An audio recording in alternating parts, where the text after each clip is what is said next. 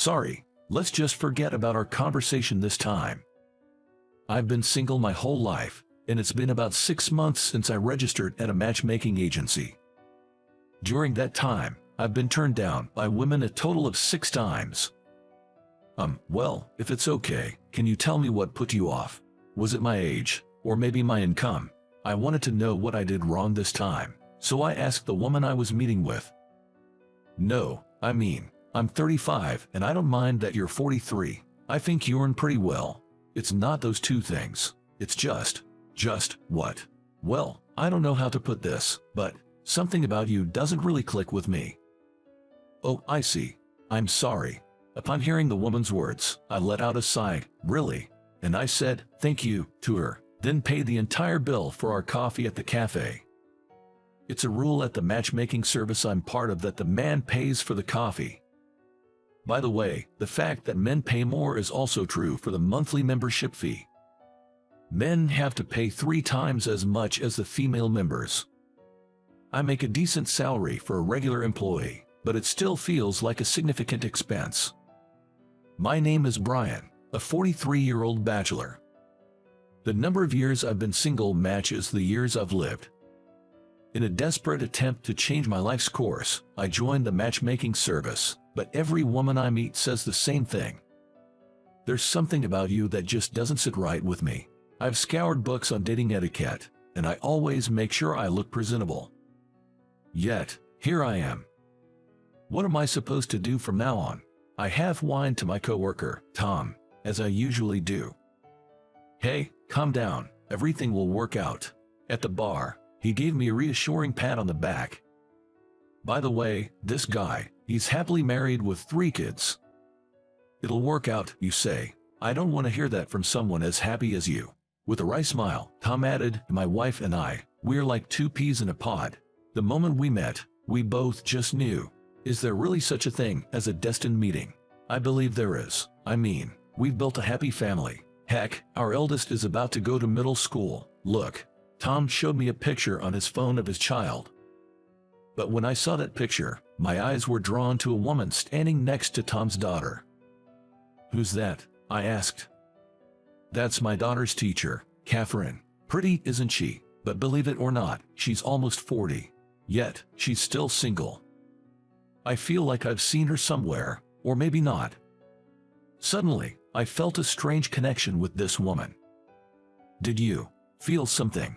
Maybe. I think I might have. I wonder why. Oddly enough, I found myself missing that woman named Catherine Smith. Strange, isn't it? I've never even met her. Should we consider a matchmaking date then? A matchmaking date? Yes. Apparently, she's been getting quite a few offers, but she hasn't found anyone she really clicks with. She mentioned it in passing during a meeting. Well, maybe it's fate. If she's okay with it, can we arrange it? I'll reach out to her tomorrow to see. Tom seemed really excited about the idea. Even after I stopped looking at her picture on my phone, I couldn't get her face out of my mind. That feeling persisted even after I got home. There was no one else at home to distract me. Up until the year before last, returning home would clear my mind. I'm home, Mom. I told my mother's photo, which was placed on the family altar. My mom, whom I lived with up until 2 years ago, had fallen ill and passed away all too suddenly. That's when I started seriously considering marriage. Perhaps it's a regret for not letting her see her grandchild, or maybe I just can't bear being alone. Besides marriage hunting, there was another thing I had been doing. Oh, the PA agency is calling. Hello, I see. Still no lead, huh? The call was about my twin brother, who's still missing. I have a twin brother. However, he was given up for adoption when we were very young, and I have no idea where he is now. Since finding out about my mom's illness, I've been using several PI agencies to try and locate him, but to no avail. I wish I could have at least let you meet him, I whispered, gazing at my mother's photo. Mom raised us all by herself.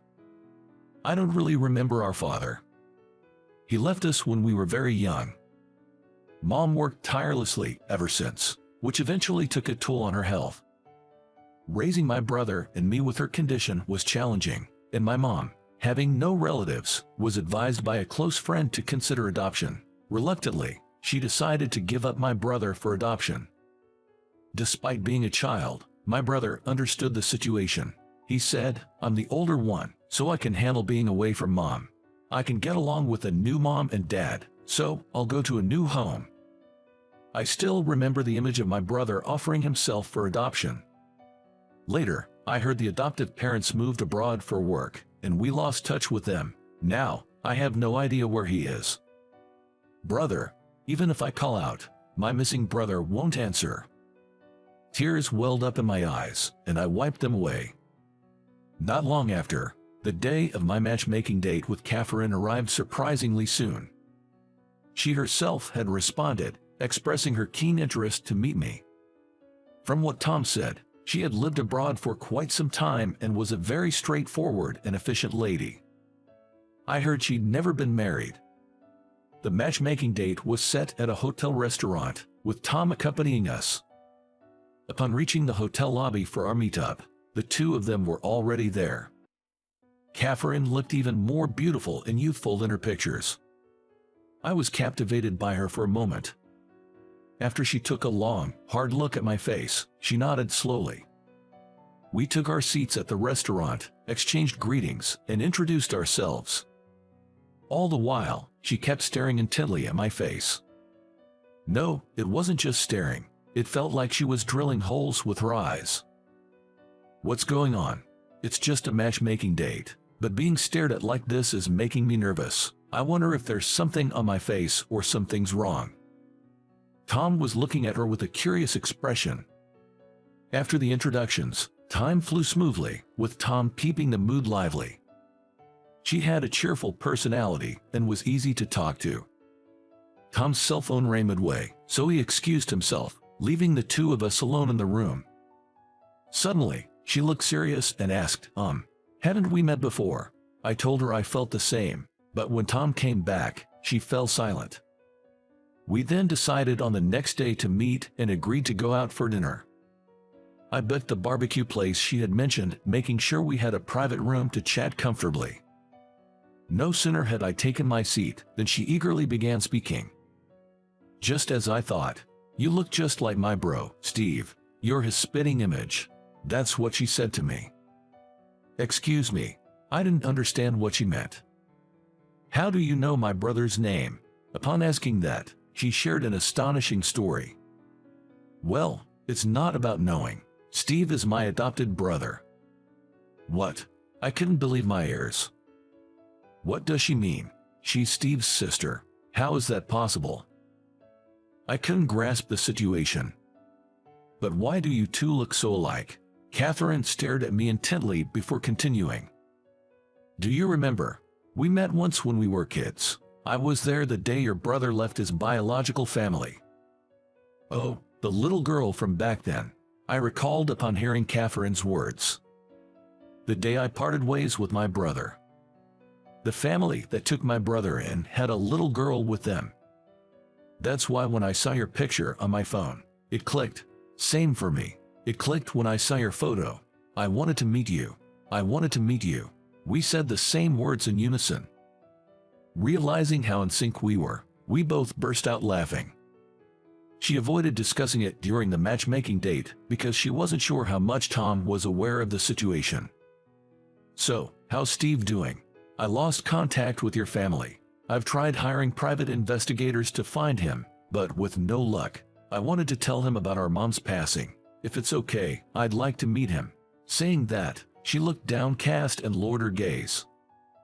"Is it hard for you to say about Steve?"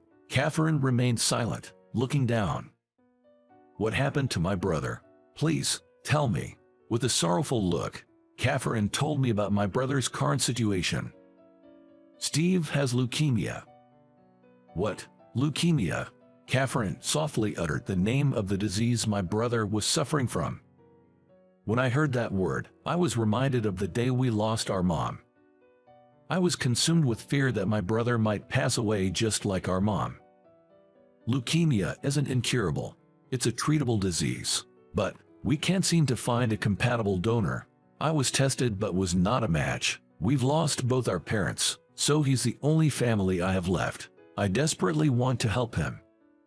Tears spilled from Catherine's eyes. The next day, I took a day off from work and rushed to the hospital. When I opened the door to the room, there was my brother, sleeping on the bed. Even as we got older, our faces remained strikingly similar. And incredibly, our reunion was able to save my brother from his illness. Who would have thought, being saved by my long-lost younger brother?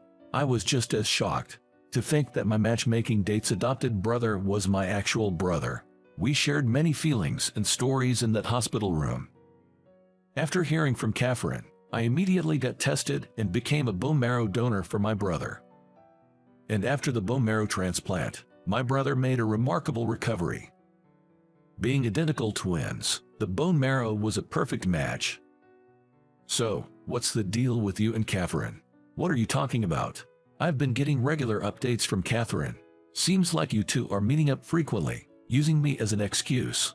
After that matchmaking date, Catherine and I met several times because of my brother's situation. With each meeting, I found myself growing fonder of her. So, have you confessed your feelings to her? Well, she must have someone she's interested in, right? If there was such a man, you wouldn't be set up on a blind date with him. Steve, who had just risen from the bed, said with a chuckle. Maybe I should confess my feelings after all. It seems like she's been waiting for you to confess to her, Steve said with a gentle smile. It felt like a dream to be able to laugh and talk like this with Steve after having been apart for so long. Maybe it was my mom who brought us back together, I said pensively. I plan to visit Mom's grave once I'm discharged, remembering our late mother upon hearing Steve's words. Mom always wanted to see you, Steve. Thanks to you, I finally got to. Thank you. Thank you too, Steve, for fighting through your illness and staying with us. Steve and I hugged each other tightly, shoulders touching. And then we closed our eyes, thinking of our late mother. Time flew by quickly after that. See you later, I'm off. Hey, Grace, have you said goodbye to Grandma? Yes, bye Grandma, I'm off now.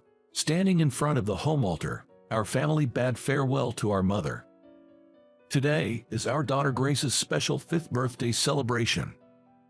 Not long after that day, Catherine and I started dating, and within a year, we were married. Grace, who was born the following year, turns 5 this year. Hey, do you think this dress looks good on me? It looks wonderful on you. Oh, let's take a photo later. Do you think Uncle Steve will be happy to see me in this dress? Of course, he will be thrilled. Yay. Grace was over the moon at Catherine's words. Steve, who is still single, dotes on Grace as if she were his own daughter, and Grace is very fond of him. One day, I want to marry Uncle Steve. The things she comes up with. It made me take a trip down memory lane.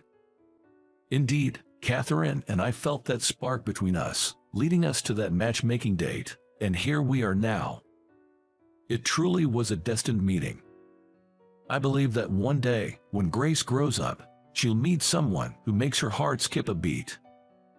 As I look to the future, I deeply hope for that day, feeling grateful for having met Catherine and my brother, and for the chance given to us by Tom. I just want to spend every coming moment in happiness. That's what I believe.